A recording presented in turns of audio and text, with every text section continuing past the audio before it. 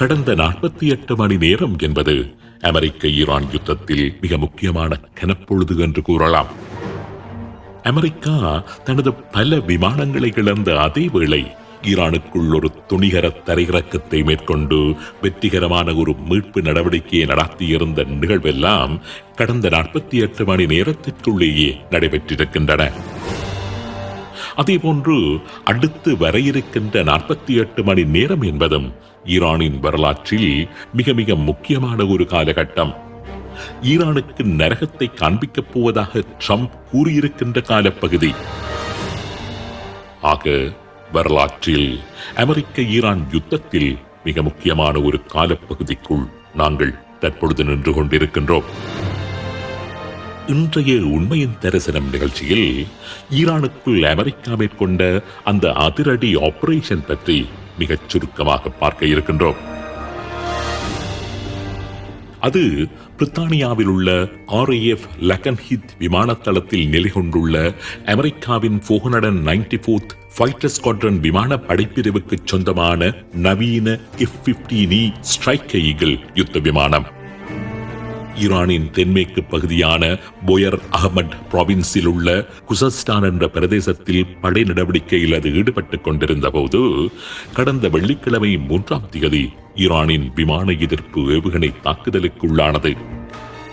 ஈரானின் வான் பாதுகாப்பு நிலைகள் அனைத்தையும் தாக்கி அழித்து விட்டோம் என்று ட்ரம்ப் மாறுதட்டிக் கொண்டிருந்த நிலையில் அமெரிக்காவின் ஒரு யுத்த விமானம், அதுவும் அமெரிக்க வான்படையின் ஒரு நவீன யுத்த விமானம் ஈரானினால் தாக்கி வீழ்த்தப்பட்டது என்பது இந்த யுத்தத்தில் அமெரிக்காவின் பூர்முகத்தில் பலமாக விழுந்த ஒரு அடி என்றுதான் கூற வேண்டும்.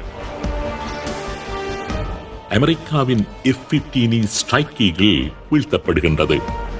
அந்த விமானத்தை செலுத்திக் கொண்டிருந்த விமானி மற்றும் அந்த விமானத்தில் பயணம் செய்து கொண்டிருந்த ஒரு உயரதிகாரி இருவரும் விமானத்தில் இருந்து பாராசூட்டுகள் மூலம் குதித்து தப்புகின்றார்கள். ஈரானின் தெற்கு பிரதேசம் ஒன்றில் தரையிறங்கிய விமானியை அமெரிக்கா சிறிது நேரத்திலேயே மீட்டுவிட்டது. ஆனால் ஈரானுக்குள்ளே தரை தட்டியிருந்த மற்றைய அதிகாரி கிட்டத்தட்ட ஈரானின் கரங்களில் அகப்படுகின்ற ஒரு நிலையில்தான் இருந்தார்.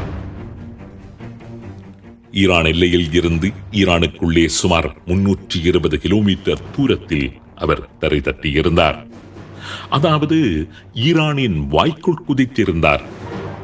அந்த அதிகாரி மாத்திரம் ஈரானின் கரங்களில் உயிருடன் சிக்கியிருந்தால் தற்பொழுது நடைபெற்றுக் கொண்டிருக்கின்ற யுத்தத்தின் போக்கே முற்றாக மாறியிருக்கும். ஈரானின் பேரம் பேசும் வல்லமை பல மடங்கு உயர்ந்திருக்கும்.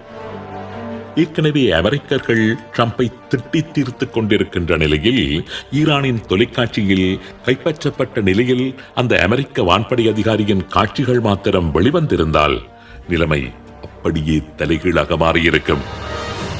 சரியான நேரத்தில் அமெரிக்கா மேற்கொண்ட மிகச் சிறந்த ஒரு அதிரடி படை நடவடிக்கை இன்று அமெரிக்காவை மறுபடியும் ஒரு கம்பீர நிலைக்கு உயர்த்தி இருக்கின்றது. ஒரு யுத்த சூழ்நிலையில் எதிரியின் பிரதேசத்திற்குள், அதுவும் எதிரியின் ஒரு விமானத்தளத்தினுள் வெற்றிகரமான தரையிறக்கத்தை மேற்கொண்டு அந்த தளத்தை தக்க வைத்தபடி பாராசூட்டில் குதித்து படுகாயமடைந்த நிலையில் இருந்த அதிகாரியை மீட்டு உயிருடன் மீண்டும் அங்கிருந்து வெளியேறுவது என்பது ஹாலிவுட் திரைப்படங்களை மிஞ்சுகின்ற ஒரு காட்சி.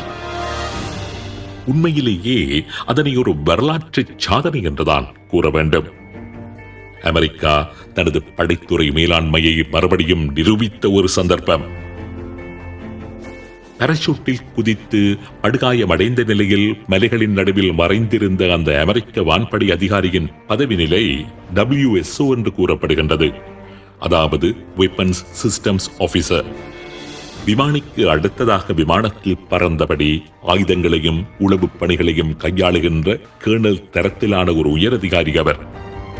ஒரு கைத்துப்பாக்கி மற்றும் தொலைத்தொடர்பு சாதனம் போன்றவற்றுடன் தரை தட்டிய அந்த அதிகாரி படுகாயமடைந்த நிலையிலும் தரை தட்டிய இடத்தில் இருந்து நெடுதூரம் நகர்த்து சென்று ஒரு மலையிடுக்கினுள் ஒளிந்து கொண்டு தனது இருப்பிடம் பற்றி அமெரிக்க படைகளுக்கு அறிவித்துவிட்டு உயிரை கைகளில் பிடித்தபடி காத்துக் கொண்டிருந்தார். ஈரானிய படை வீரர்கள் அவரை மிக தீவிரமாக தேட ஆரம்பித்திருந்தார்கள். ஈரானின் IRGC தனது பல படைப்பிரிவுகளை அந்த பிராந்தியத்திற்கு அனுப்பி வைத்திருந்தது. துணைப்படைகள், பொதுமக்கள் என்று ஆயிரக்கணக்கானவர்கள் அந்த அமெரிக்க அதிகாரியை தேட ஆரம்பித்திருந்தார்கள். ஈரானின் வான்படையின் சில உலங்கு வானூர்திகள், ட்ரோன்களும் அவரை தேடி வேட்டைகளை நடத்திக் கொண்டிருந்தன. அந்த சந்தர்ப்பத்தில் 2 திசை திருப்பும் நடவடிக்கைகள் மேற்கொள்ளப்பட்டன. ஒன்று ஈரான் தரப்பு மேற்கொண்ட திசை திருப்பும் நடவடிக்கை. அமெரிக்க விமானி தமது கரங்களில் சிக்கிவிட்டதாகவும் அவர் பாதுகாப்பாக இருப்பதாகவும் தகவல்களை பரப்பி அமெரிக்காவின் மீட்பு நடவடிக்கைகளை தடுப்பதற்கு ஈரான் முயற்சித்தது.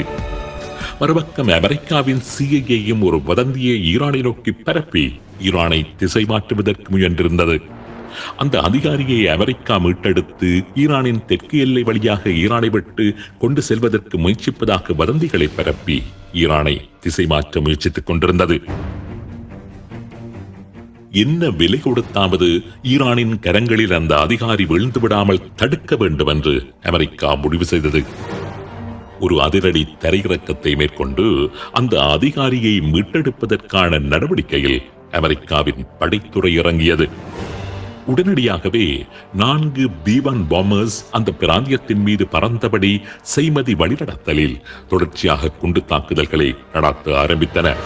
அந்த பிராந்தியத்தில் ஈரானின் தளங்களாக இருக்கலாம் என்று நம்பப்பட்ட அத்தனை தளங்கள் மீதும் தாக்குதல்களை நடத்தி அவற்றினை அழிக்க ஆரம்பித்திருந்தன.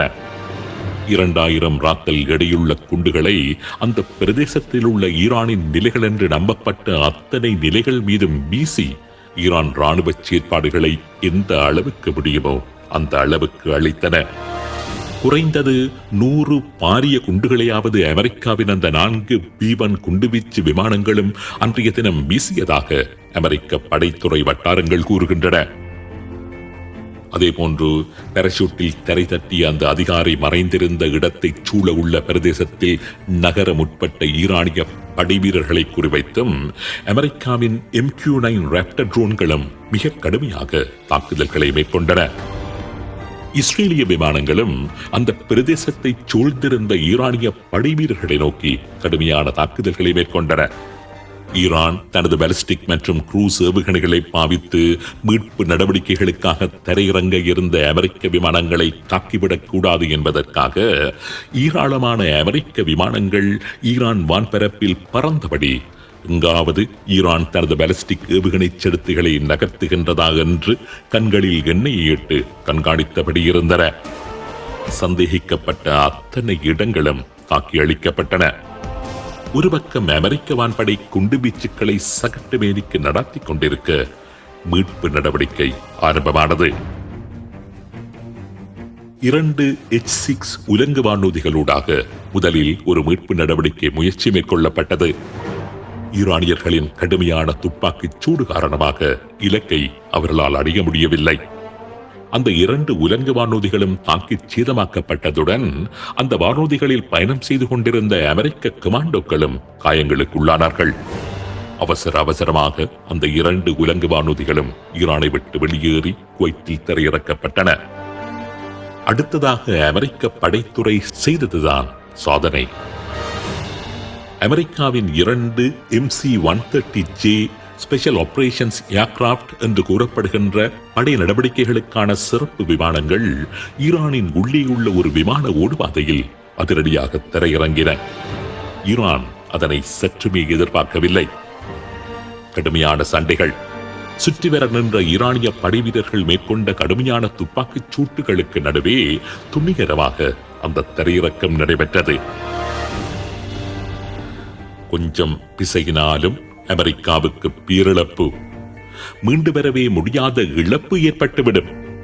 மிகுந்த சவாலுடன் அந்த படை நடவடிக்கையில் இறங்கியது அமெரிக்க படை.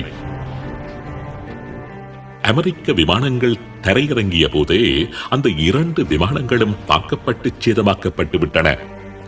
அமெரிக்க விமானங்கள் தரையிறங்கிய விமான தளத்தின் பாதுகாப்பை அந்த விமானங்களில் வந்த அமெரிக்காவின் சீல் டீம் 6 சிறப்பு கமாண்டோக்களின் ஒரு தொகுதியினர் தக்க வைத்துக் கொண்டிருக்க மற்றொரு பிரிவினர் மீட்பு நடவடிக்கையில் ஈடுபட்டார்கள். அமெரிக்காவின் அந்த 2 MC-130J ஸ்பெஷல் ஆபரேஷன்ஸ் ஏர்கிராப்ட்களிலும் 2 MH-6 லிட்டில் பேர்ட் ஹெலிகாப்டர்ஸ் கொண்டு வரப்பட்டிருந்தன. அந்த 2 சிறிய ரக உலங்கு வானூர்திகளில் சென்று ஈரானில் தரை தட்டியிருந்த அந்த அதிகாரியை மீட்டு வந்தார்கள். அங்கு அடுத்த சிக்கல், ஈரானுக்குள் அமெரிக்க கமாண்டோக்களும் உலங்கு வானூர்திகளும் கொண்டுவரப்பட்ட MC-130J ஸ்பெஷல் ஆபரேஷன் ஏர்கிராப்ட்கள் இரண்டுமே பரப்புகளை மேற்கொள்ள முடியாதவாறு சேதமாக்கப்பட்டு விட்டன. MH-6 லிட்டில் பேர்ட் ஹெலிகாப்டர்களினாலும் 300-400 கிலோமீட்டர் தூரம் பறந்து சென்று ஈரான் எல்லையை கடக்கவும் முடியாது.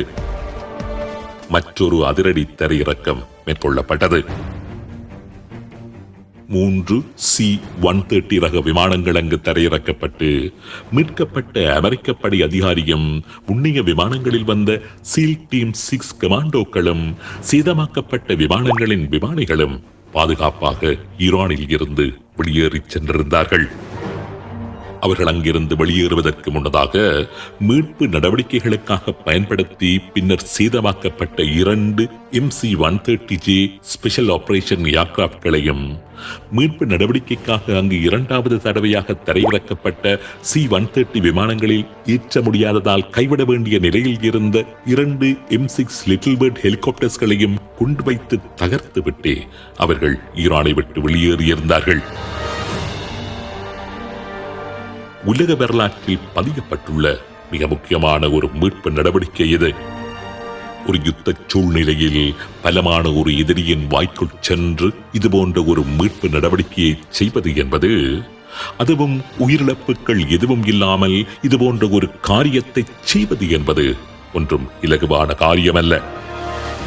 அமெரிக்காவை பொறுத்தவரையில் ஈரானுடனான யுத்தத்தில் தனது ராணுவ வல்லாண்மையை வெளிப்படுத்திய மற்றொரு தாக்குதல் என்று இதனை கூறலாம்.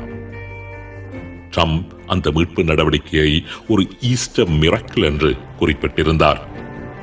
அதாவது இயேசு உயிரோடு எழுந்த ஞாயிறு தினம் என்று கிறிஸ்தவர்களால் கூறப்படுகின்ற தினத்தில் நடந்த ஒரு அற்புதம் என்று ட்ரம்ப் குறிப்பிட்டிருந்தார்.